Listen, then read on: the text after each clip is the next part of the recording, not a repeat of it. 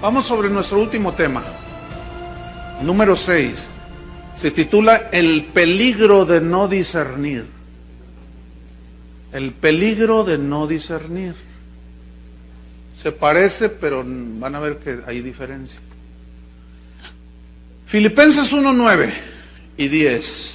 El peligro de no saber discernir o de no discernir simplemente. Filipenses 1:9. Dice Pablo: y esto pido en oración, fíjate la oración de Pablo, que vuestro amor abunde más, abunde aún más y más en ciencia y en todo conocimiento. Versículo 10. Para que aprobéis lo mejor, a fin de que seáis sinceros e irreprensibles para el día de Cristo. El peligro ¿de qué? De no discernir.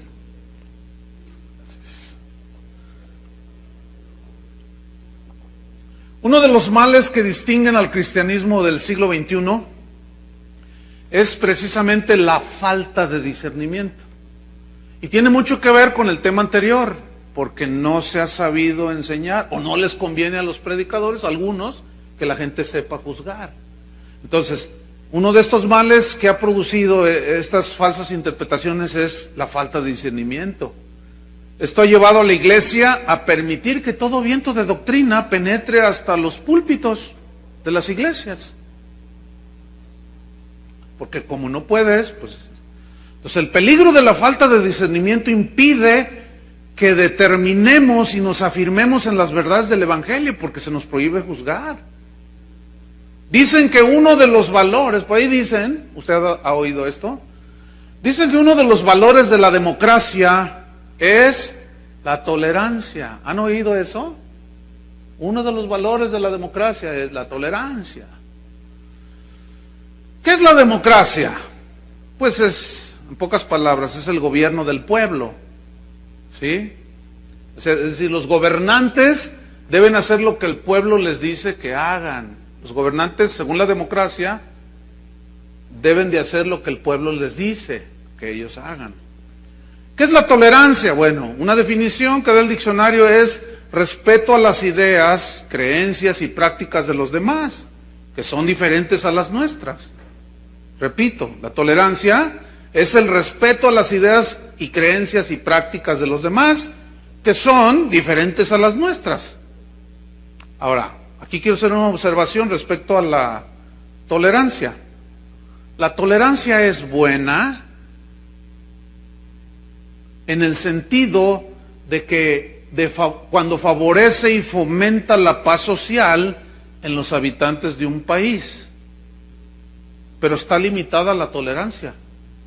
Por ejemplo, es buena la tolerancia entre nosotros que no nos lleve a agredirnos físicamente. Yo sé que hay homosexuales en esta ciudad, y un montón, y también metidos en la iglesia.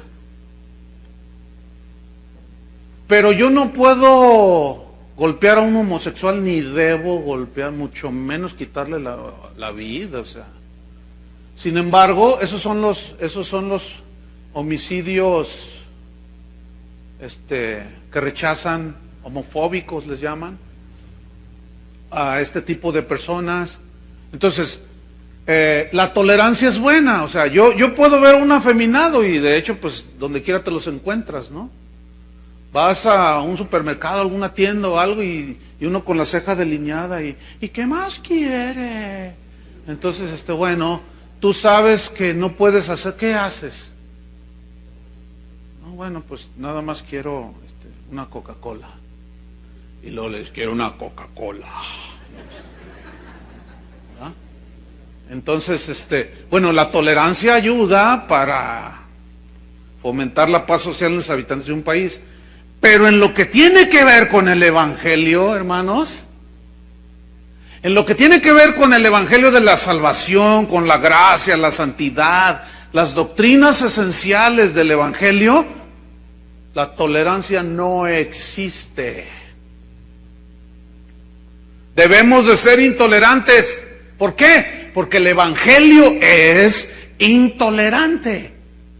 Por ejemplo, yo puedo aún en el cristianismo, voy a usar una palabra que no me gusta usar, no me gusta mucho por cómo se ha manejado y la connotación que ahora tiene, pero yo como cristiano puedo negociar ciertas prácticas en la iglesia. Por ejemplo, cuando me invitan a algún lugar, yo siempre les pregunto, bueno, ¿y qué tipo de evento es? Pues tal. Ok, ¿y cómo debe de ir uno vestido? Me han contestado de todo. Ahora, ¿por qué pregunto? Porque me ha tocado, un día llegué así con corbata, como estoy ahora, llegué a un lugar y me recibe ahí el obispo, no sé qué sería, o el abispón, no sé, el abejorro, quién sabe qué haber sido. Y me dice, hermano, la corbata es del hombre mundano. Y yo, híjole, pues ya me vi mal. Me juzgaron según las apariencias. Entonces me quité la corbata. Entonces, posteriormente fui eso fue allá en el sureste. Posteriormente fui a una región muy parecida. Entonces llegué con guayabera. O sea, allá todo tipo peje, ¿no? Allá todo el peje era un candidato a la República Mexicana que, para los que oyen internet, ¿no? Que usaba guayabera, o sea, de ese tipo chazarilla, ¿no? Que le llaman. Entonces yo llegué con mi guayabera, hermano, qué irreverencia, por favor tráiganle una corbata al hermano. ¿Se imaginan? Corbata con guayabera. Entonces, bueno, como para mí esas cosas no son esenciales, yo pregunto. Entonces, un día, ¿y las mujeres cómo van? Pues con velo, pues órale mi amor, ponte tu velito. O sea, pero que el velo, que... Yo no discuto de esas cosas. No son esenciales. ¿Me explico? Entonces yo las puedo negociar. Bueno, mi amor, ponte velito. ¿Verdad? Entonces yo, la corbata no, es del mundo, órale, sácate por allá. Es la vestimenta del siervo ungido, me pongo la corbata. O sea, yo no discuto de esas cosas. Ese tipo que la comida, ¿se acuerdan de Pablo en Romanos 14? Habla de, no, mira, uno dice que se puede comer de todo, otro dice que no, uno come legumbre, otro le entra todo. Pero cada quien esté plenamente convencido. Otro juzga, hace diferencia entre día y día. Otro juzga igual todos los días. Cada uno esté convencido. Pero nadie os juzga en comida y en bebida. Pero tú, si tienes esa libertad, pues tenla para contigo. Y tú que comes, no juzgues al que no come, y el que no come no juzgue al que come. Dios nos ha recibido a todos. O sea, esas son cosas que se pueden concesionar o negociar. No sé si es la palabra correcta. No sé si me expliqué. Entonces yo puedo ceder. Yo he predicado en iglesias donde no creen en los dones del Espíritu Santo, ¿verdad? Entonces una vez me dijeron, ni se le ocurra orar en lenguas. Digo, no, bueno, yo oro, pero en secreto, o sea, yo solo. Y no vaya a decir esto, o sea, cosas del Espíritu Santo, ¿verdad? Como profetizar o, qué sé yo, hablar en lengua. No sé, yo voy a predicar otra cosa. Pero yo he estado en lugares donde no aplauden. Entonces yo no aplaudo. Miren, ni me voy a ir al infierno por no hacerlo. Ni Dios se va a ofender conmigo. Pues no, yo voy a defender el evangelio. También hay que ser sabios, ¿entienden? La Biblia dice que aplaudir y levantar las manos, ya esta bola de atados, este montón de atados, pero yo voy a demostrar que yo soy libre en Cristo. Entonces empieza el himno, ¿verdad?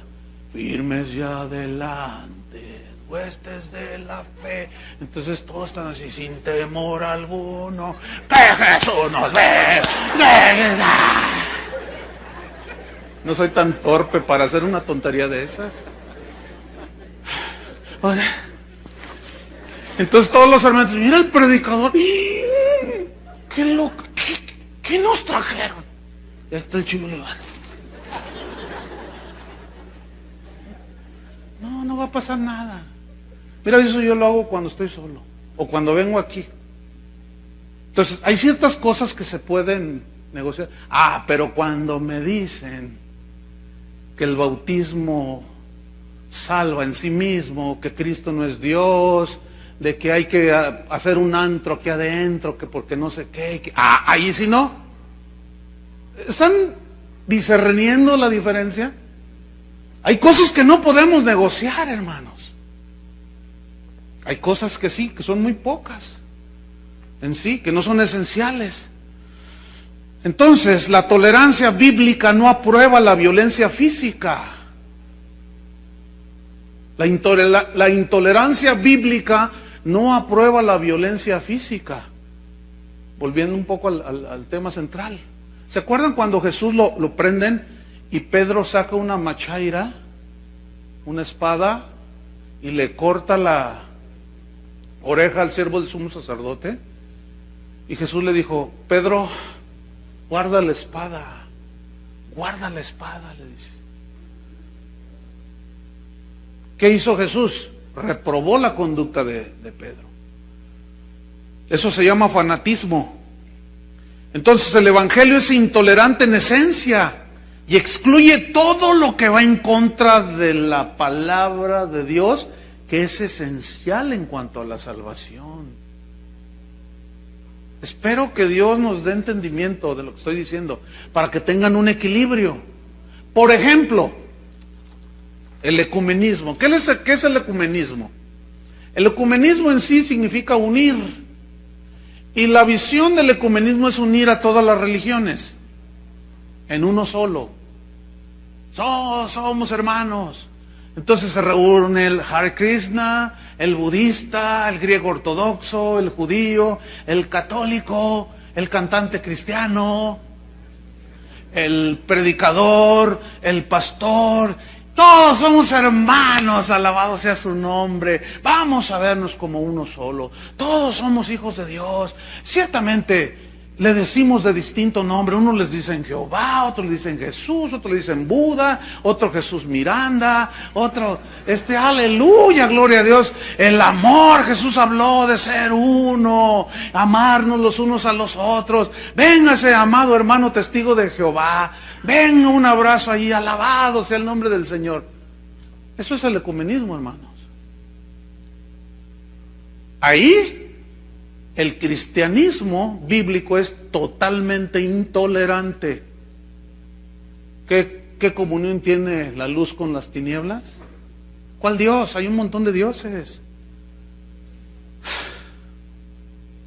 Presidente Bush acaba de decir, tristemente, él se confiesa metodista, y él acaba de decir públicamente que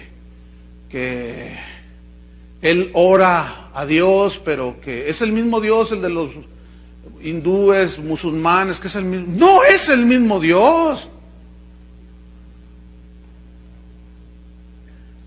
Entonces ahí la Biblia se muestra totalmente intolerante.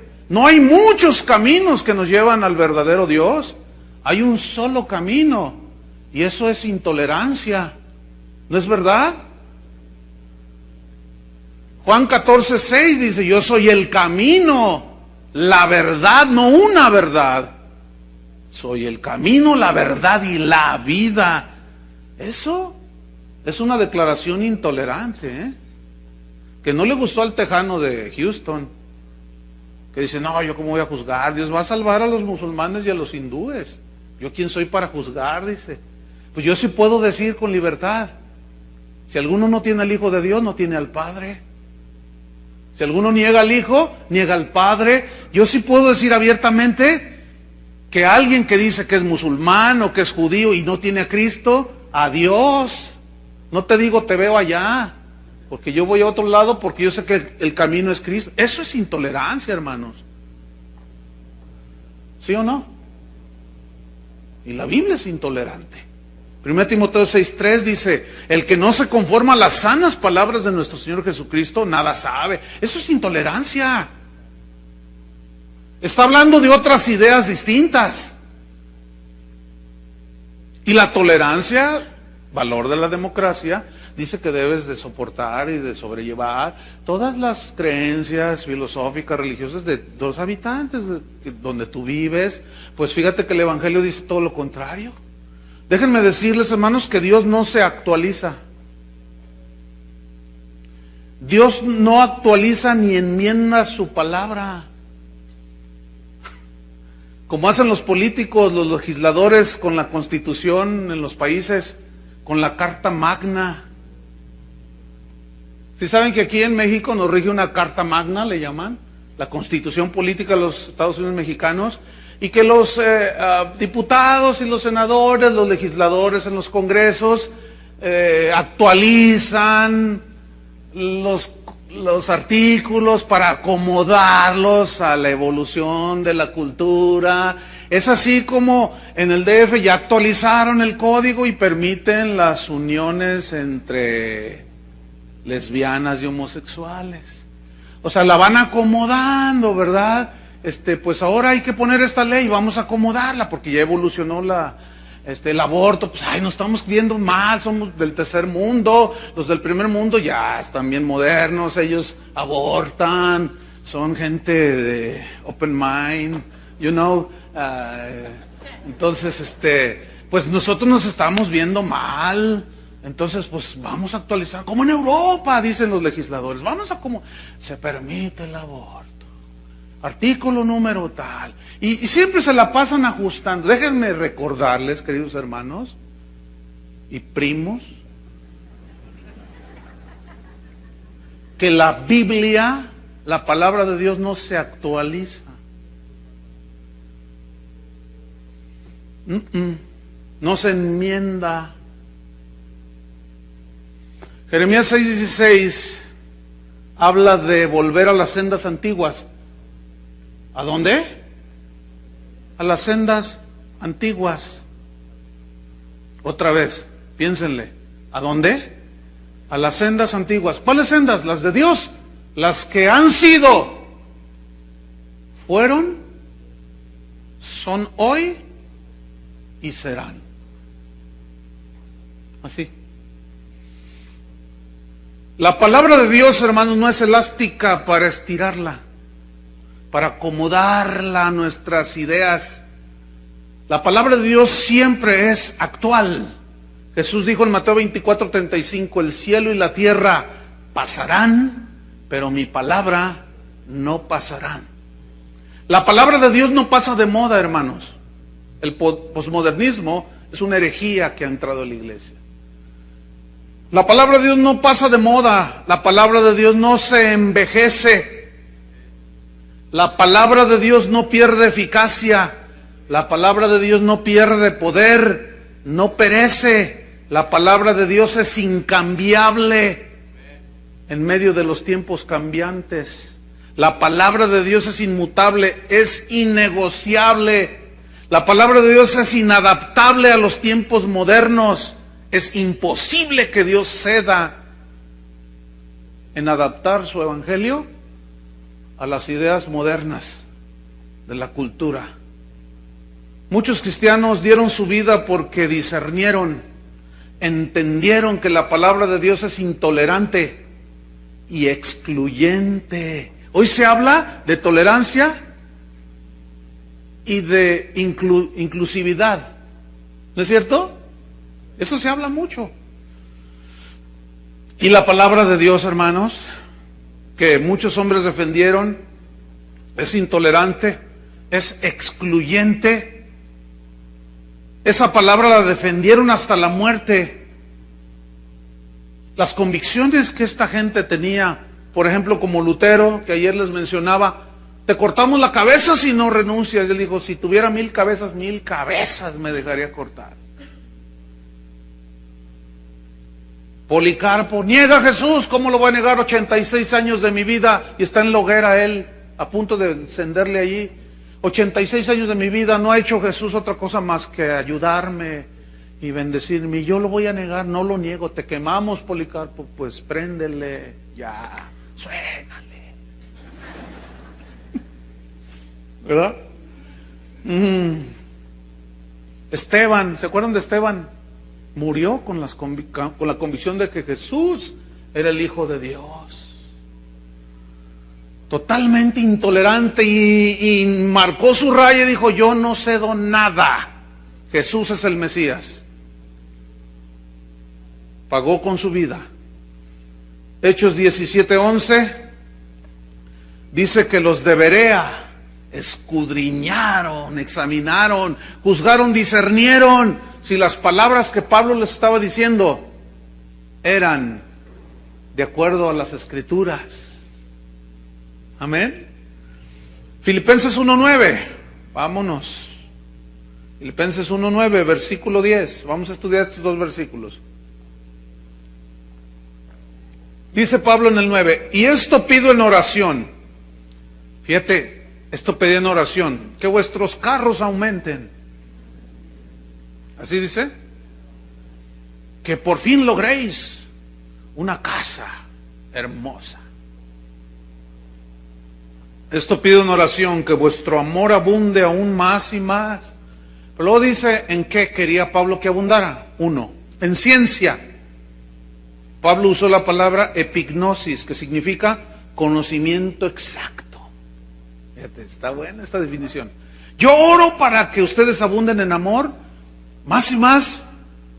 Luego hay una coma, dice, en conocimiento exacto. También significa total, conocimiento total. Yo oro para que tengan un conocimiento exacto y total. ¿De qué creen? De la palabra de Dios, hermanos. ¿Ah? Pero luego añade otra frase acerca de su oración. Y en todo conocimiento. Y aquí tenemos que irnos una vez más a mirar los idiomas originales para comprender un poco más. Y es la palabra aidesis, que se tradujo por conocimiento. Y significa discernimiento. Algunas versiones como Dios habla hoy, algunas otras ya traen discernimiento allí, mejor traducido que conocimiento.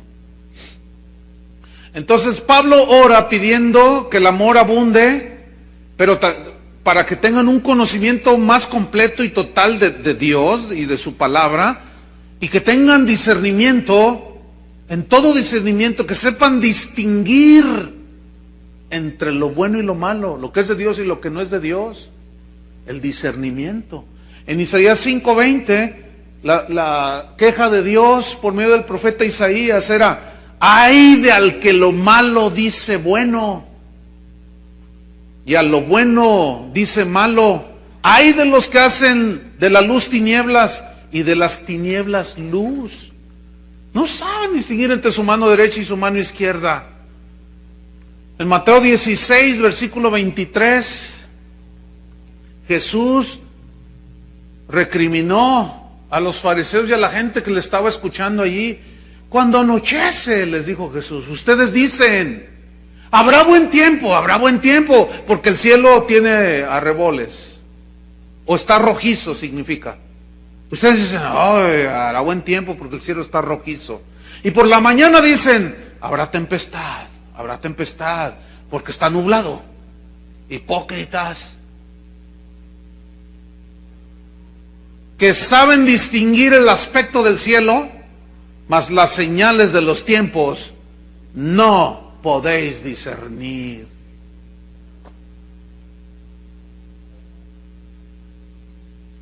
¿Les recriminó Jesús? ¿Saben decir cuando va a llover? Cuando enero loco, febrero y marzo otro poco, quién sabe cuánta cosa. Son los vientos, las cabañuelas, ya mero bien, va a llover, vas a ver. Hasta meteorólogos salimos a veces, porque sabemos discernir ciertas cosas, los tiempos, pero no somos capaces de discernir los tiempos espirituales, los tiempos peligrosos. No hay discernimiento. Jesús recriminó la tolerancia y la falta de discernimiento de la iglesia de Pérgamo. Ayer las mencioné, pero vamos otra vez a Apocalipsis 2. ¿Qué hizo Jesús con los, ¿cómo se dice? ¿Pergamonitas? ¿Pergamoneses? Pergamenses. Se oye medio raro, pero bueno. Apocalipsis 2, pero yo creo que es más correcto, los pergamenses. ¿Por qué les recriminó Jesús la tolerancia a los pergamenses y la falta de discernimiento? Apocalipsis 2, versículo 12. Y escribe al ángel de la iglesia en Pérgamo. Ya sabemos que el ángel se refiere al pastor. Y la recriminación va al pastor. El que tiene la espada aguda de 2 filos dice esto. ¿Cuál espada? La palabra de Dios, aguda, que divide, parte en 2, pinta su raya entre lo bueno y lo malo, lo que es de Dios, lo que es de la carne, lo que es del espíritu. El que tiene la espada aguda de 2 filos dice esto: yo conozco tus obras, conozco todo lo que haces y donde moras, donde está el trono de Satanás. No era fácil para los, ¿qué? Pergaminos. Donde está el trono de Satanás, pero retienes mi nombre. O sea, esto era algo a favor de ellos. En medio del trono de Satanás, ellos aún retenían el nombre de Jesús. Fíjate. Y esto era bueno y loable ante los ojos del Señor. Y no has negado mi fe. O sea, a pesar de las presiones de todo tipo, se mantenían en la fe. Es decir, se mantenían confiando en Dios. Creyendo, no, Señor, ayúdanos, está la tentación bien fuerte, ayúdanos, está el embate de las tinieblas fuerte, ayúdanos, Señor. Y no has negado mi fe, ni aun en los días en que Antipas, mi testigo fiel, fue muerto entre vosotros donde mora Satanás. Los registros, aparte de la Biblia, hablan de un discípulo, de un cristiano llamado Antipas, que fue muerto por los enemigos de Jesús. Lo sacrificaron, hubo una persecución y lo mataron. Pero eso no provocó que los pergaminos, vamos a quedarnos en los pergaminos, que los de Pérgamo negaran su fe. O sea, se mantenían, decían, no, el Señor nos ayude, ayúdanos, Señor, en estas horas oscuras, ayúdanos en el nombre de Jesús. Se mantenían, la persecución a todo lo que daba, y se mantenían, y todo eso es bueno. Sin embargo, en el versículo 14, les quitó la democracia. Versículo 14 dice: pero tengo unas pocas cosas contra ti. Imagínate que el Señor te dice: ven, siervo mío. Entonces tú llegas y te postras y lo ves allí. Estoy teniendo una visión del Señor y estoy viendo su rostro. Estoy, Señor, te amo, yo también te amo, hijo. Mira, me gusta que hagas esto. Me gusta que lo que estás haciendo, que te estás preocupando de las viudas. Me gusta. De los pobres. Sí, qué bueno. Siempre habrá pobres entre ustedes. Y ahí estás tú. Ay, tú sabes, el pobre siervo aquí, padre. Y de pronto te dice, con ojos de fuego.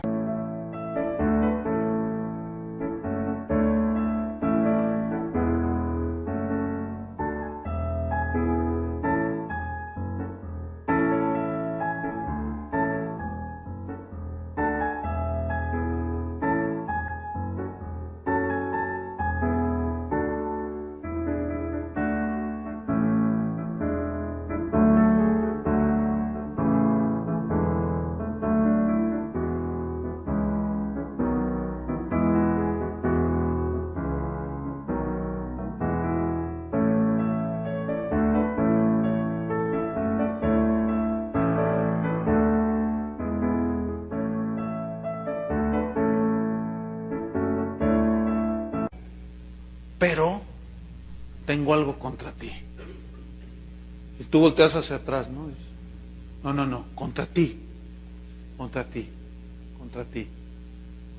Eso fue lo que le está diciendo al pastor. Pero tengo algunas pocas cosas contra ti. ¿Qué tenía en contra Jesús del pastor? Que tienes ahí a los que retienen la doctrina de Balaam. O sea, los toleró. Permitió que falsas doctrinas entraran a la iglesia de Pérgamo. No hizo nada. No, pues yo se lo dejo al Señor para que Él juzgue, porque no se vale juzgar. ¿Qué sé yo? Que enseñaba a Balac a poner tropiezo ante los hijos de Israel, a comer cosas sacrificadas a los ídolos y a cometer fornicación. Y también tienes a los que retienen la doctrina de los nicolaitas, la que yo aborrezco. Doctrina que consistía simplemente en permitir los excesos sexuales, inmorales. Bueno, tú sabes, ¿no? Los tiempos han cambiado y bueno, ahora, mira, aquí tengo tengo aquí un recorte que me dio alguien ayer. Dice, así dice el recorte, porque va a haber, tal vez alguno va a decir que estoy aludiendo a nadie. Nada más es un recorte, no estoy diciendo que todos son así o que todos estén de acuerdo, pero escuchen. Abren bautistas sus puertas a grupos de lesbianas y gays. León, Guanajuato. La iglesia bautista será la primera en abrir sus puertas a los homosexuales, lesbianas y bisexuales.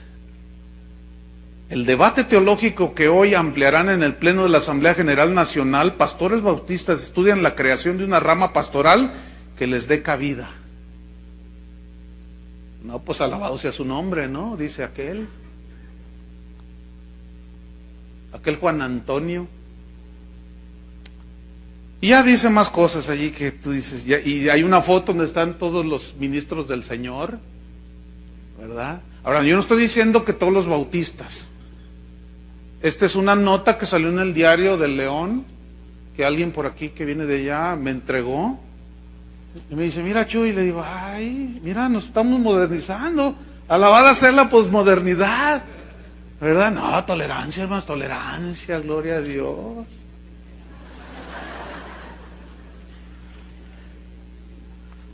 Los que oyen en internet es que hice unos ademanes de persignada, ¿no? Ustedes saben. Entonces, el Señor dice, yo aborrezco todo eso. ¿Por qué lo toleraste? ¿Cómo es posible que permitas? ¿Cómo te dejaste engañar para tolerar eso? ¿No sabes que yo aborrezco todo eso? No, Señor, pero pues yo estaba en la convención. Versículo 16, por tanto, dice el Señor, arrepiéntete. Escúchame, no es si quieres, es arrepiéntete. Pues si no te arrepientes, vendré a ti pronto. Escuchen los tolerantes evangélicos. Y pelearé contra ellos con la espada de mi boca. ¿Quiénes son?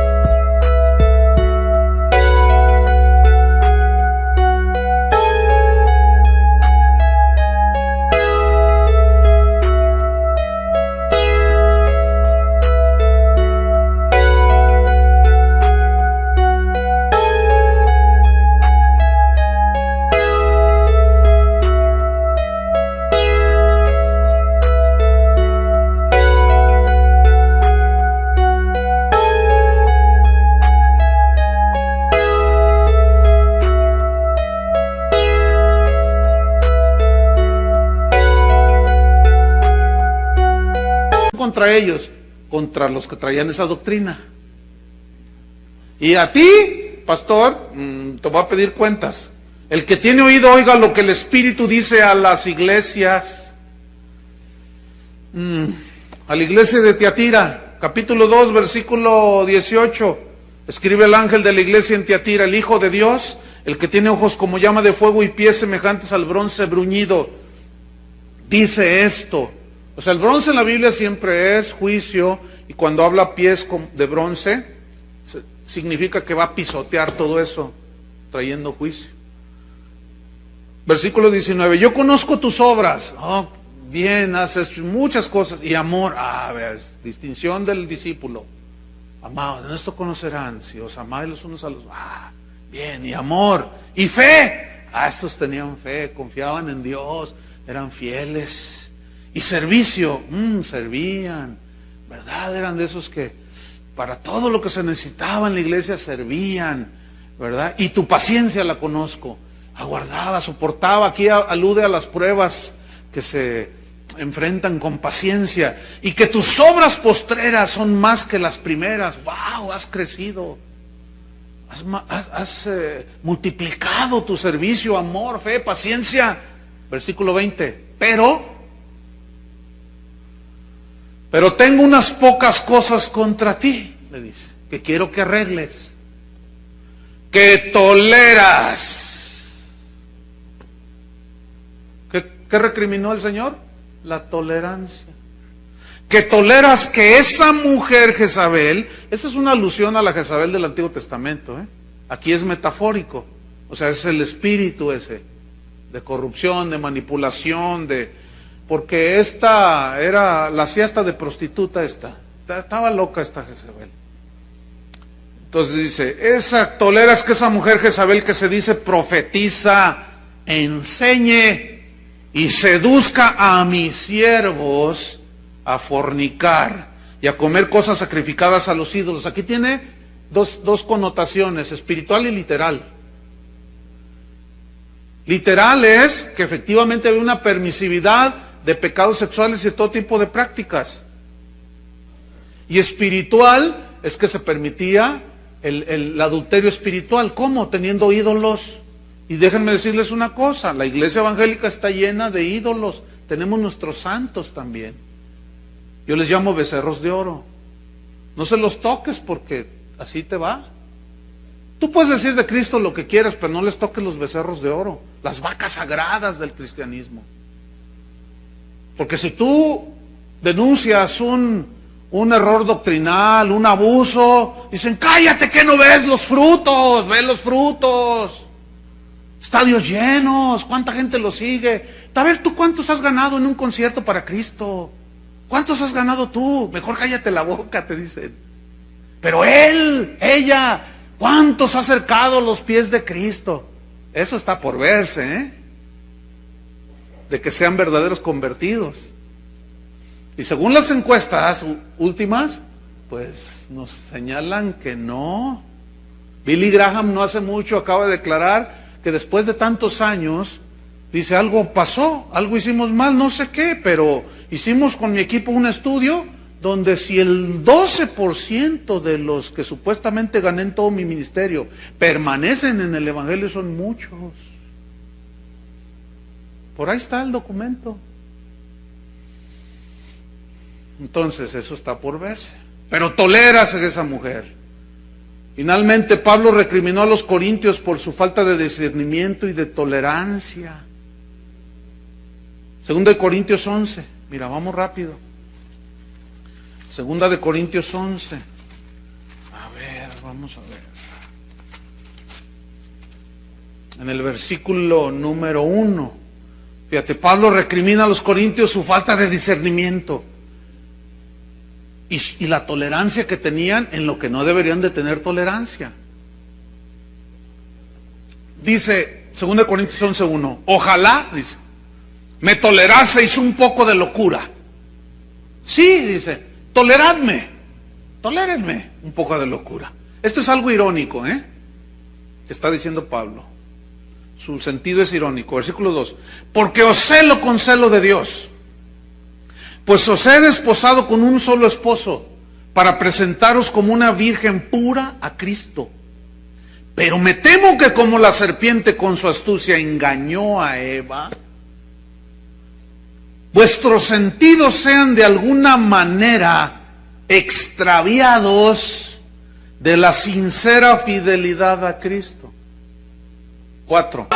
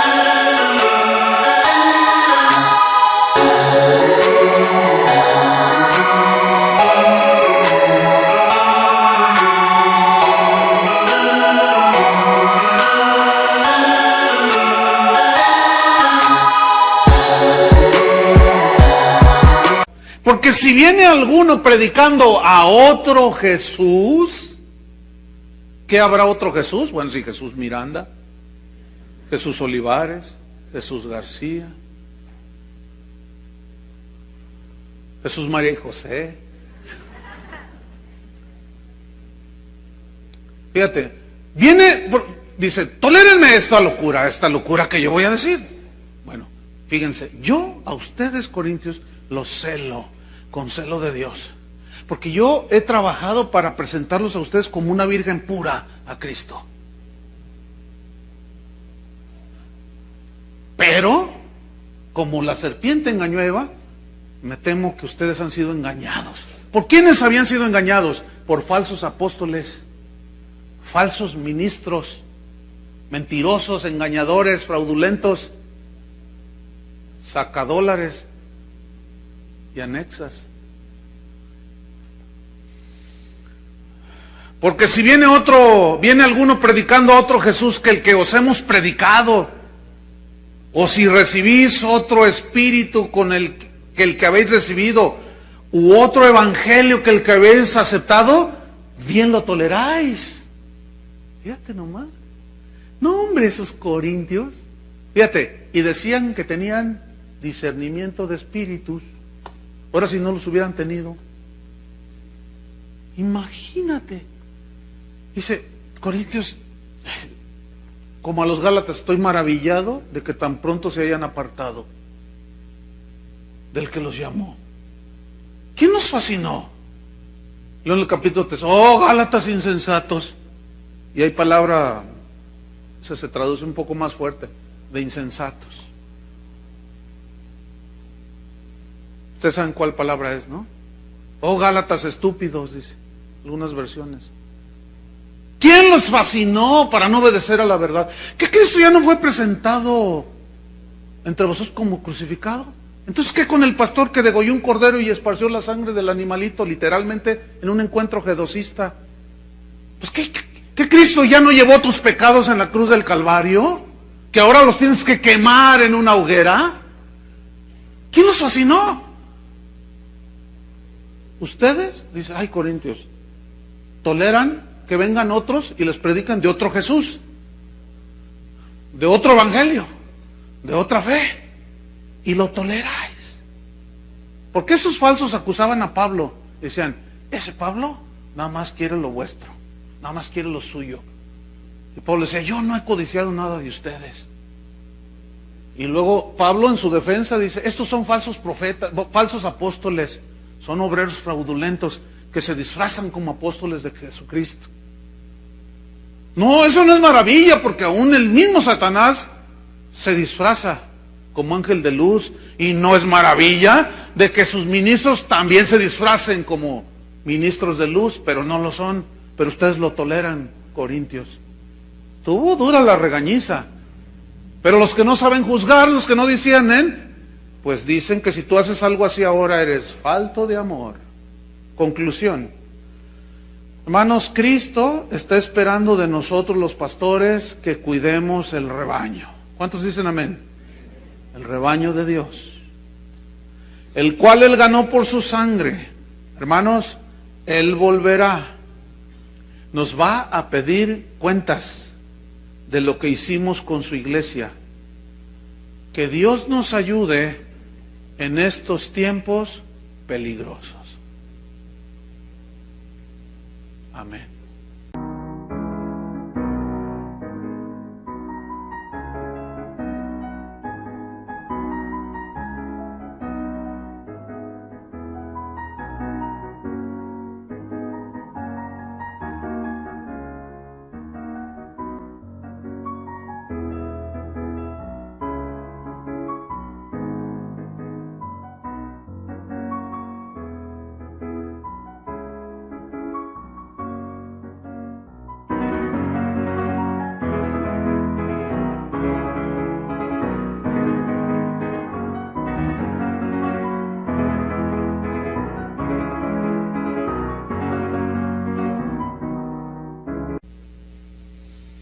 Pónganse de pie.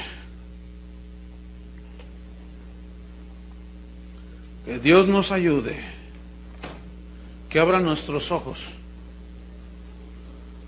¿Se acuerdan que la Biblia dice que el alimento sólido es para los que por el uso tienen ejercitados los sentidos en el...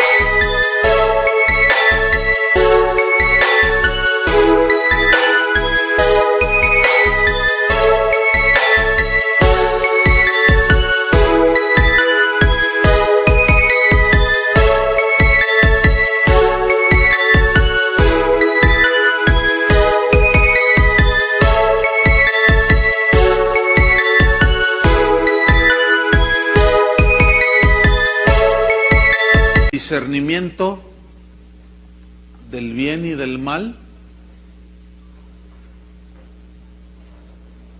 Dice en el Antiguo Testamento que el pueblo espera del sacerdote que le dé el alimento, la palabra de Dios, que les ayuden a discernir entre lo santo y lo profano,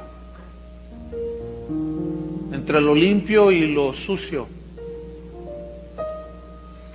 Escuchen bien, ministros del Señor, una de nuestras tareas es esa precisamente, ayudarle a la gente a que sepa distinguir entre lo bueno y lo malo, lo que es de Dios y lo que no es de Dios, lo que es del Espíritu y lo que es de la carne. Pablo a los Gálatas les enseñó, porque estos dice, habiendo empezado por el Espíritu, han acabado por la carne. Y les dijo, ¿qué no saben que la Escritura dice, no heredará el hijo de la esclava, sino el hijo de la libre? Entonces, si no hay un entendimiento, ¿a qué se está refiriendo? Se está refiriendo a Agar y a Ismael y a Sara y a Isaac en el Antiguo Testamento. Para los que dicen que no, nosotros somos del nuevo y que el antiguo no sirve para nada, eso es una aberración. ¿Cómo que no sirve para nada? No podemos entender el nuevo sin hacer una retrospectiva lo mejor posible del Antiguo Testamento. Pero nosotros somos hijos de la libre, nosotros somos hijos de Abraham por la fe. ¿Qué es todo eso? ¿Qué es todo eso? Entonces tenemos que enseñarle a la gente a saber distinguir. Para eso, pastores, se necesita escudriñar las Escrituras para comprobar lo que vamos a decir. Escuchen bien, no sueltes nada desde el púlpito que no estés plenamente seguro que tiene suficiente base bíblica. ¿Por qué? Porque puede ser veneno para ellos. Un poquito de veneno no mata, pero comienza a minar la salud. ¿No es cierto? Un poquito de veneno. Hay gente que en su maldad empieza a envenenar a alguien y le pone pequeñísimas porciones de veneno y la persona empieza a decaer y los doctores no saben qué tiene. Después de un año, qué sé yo, el hombre o la mujer empiezan y no la encuentran, finalmente muere. Y solamente un especialista, un médico forense que se meta, como han descubierto, y hay noticias, hay registros de esto, se meten, hacen la autopsia, se meten, pero a lo más profundo de los órganos humanos, dicen, este fue envenenado con cianuro, con qué sé yo, y se van sobre el delincuente, pero no se notaba. Y hay ovejas, hay congregaciones que están siendo envenenadas poco a poco. Ustedes saben que en la NASA, que es el centro astronómico más grande que hay, donde hacen naves y todo, y exploran el universo y Marte y la Luna, y ellos, todos sus naves espaciales las programan por computadora. Y un reportaje que vi yo, dicen que ellos tienen que ser meticulosamente exactos y comprueban y revisan y checan y pasa por revisión de no sé cuánto y en cuanto a la programación de un aterrizaje o de un regreso.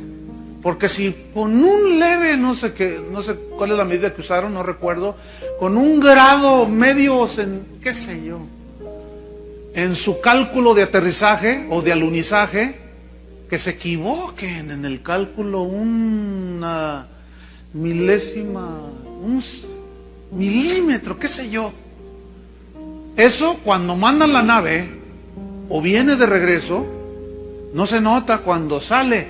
Y ahí va, está aquí la luna y va el cohete. No, pues ahí va, y ahí va, ahí va. Pero a medida que va llegando y la distancia se va haciendo enorme y de pronto, cuando ya está a punto del alunizaje o qué sé yo, de pronto los científicos se dan cuenta y dicen, ¿qué pasó? ¿Qué pasó? Y empiezan, no puede ser, dice.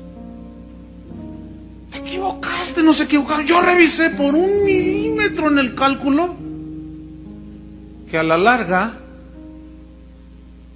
la nave no aterriza en la luna y pasa, se pierde, se va, ya no tiene regreso. Así es, hermanos.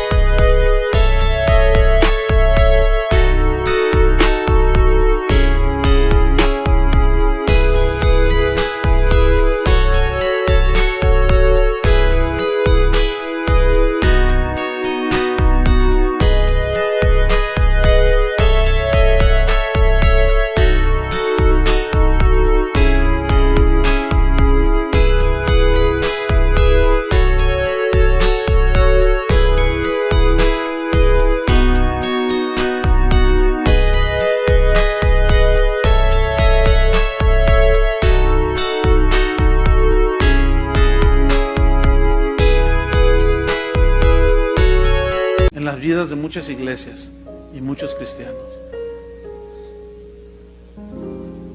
¿Qué no dice la Biblia? No te desvíes ni a derecha ni a izquierda.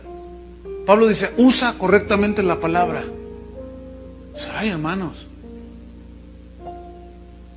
porque muchos ahorita no lo ven y ven la bendición y todo, la bendición entre comillas, pero algunos ya se dieron cuenta que erraron el blanco, se pasaron de largo eso, y desertan del evangelio y se van. No, hermanos, no podemos equivocarnos aquí. ¿Entienden la analogía? Que Dios nos ayude, hermanos, en estos últimos tiempos. Oremos. Señor, te damos gracias.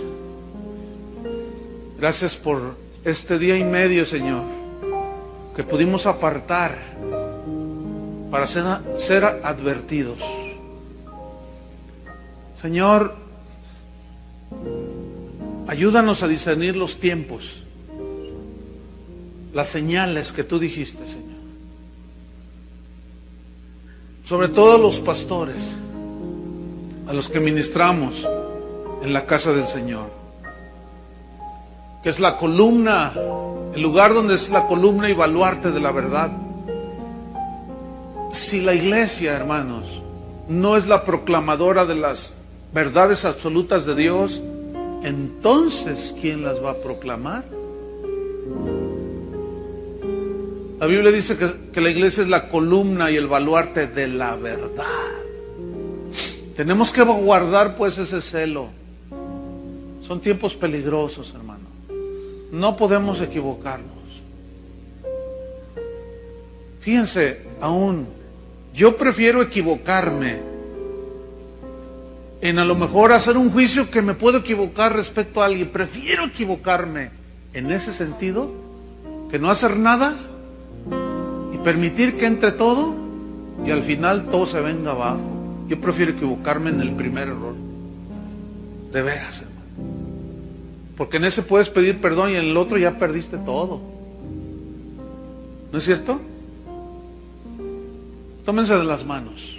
Terminamos con una oración.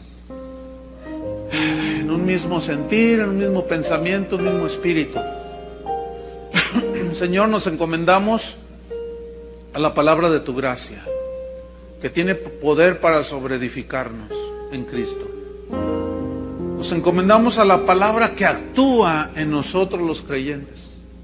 La palabra que tiene poder para sobreedificar las vidas de los hermanos. Tu palabra dice que hay un fundamento, pero cada uno de nosotros mire cómo sobreedifica sobre ese fundamento que es Cristo. Porque hay todo tipo de materiales. Hay materiales que se queman rápido y otros que son perdurables.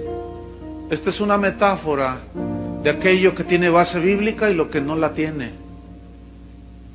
Construyamos, hermanos, sobre la roca que es Cristo, con materiales sólidos, como el oro, la plata, las piedras preciosas, que simbolizan lo consistente, lo sólido de la palabra de Dios. Porque Dios no está obligado, escuchen esto, Dios no está obligado a respaldar algo que Él nunca dijo, ni lo va a respaldar. Jesús dijo, ya el hacha está puesta en la raíz. Todo árbol que mi Padre no plantó será desarraigado. Toda obra nacida de la carne será quemada, será desarraigada. Pero todo aquello que nació en el corazón de Dios y tuvimos la sensibilidad de hacerlo conforme al corazón de Dios, eso va a permanecer, hermanos. Por eso Jesús dijo, el que no permanece en mí no puede llevar fruto. Permanezcamos en Jesús y en su palabra. Si ustedes permanecen en mí y yo en vosotros, dijo, si mi palabra permanece en vosotros, seréis verdaderamente mis discípulos. Y conoceréis la verdad, y la verdad os hará libres. En el nombre de Jesús te damos gracias, Señor. Bendice a todos los oyentes por medio de internet también, Señor, en los distintos países. Abre sus mentes también, espirituales, sus ojos espirituales, sus oídos espirituales. En el nombre de Jesús. Amén. Amén. Quedan despedidos, hermanos. Que Dios los bendiga. Gracias por su asistencia.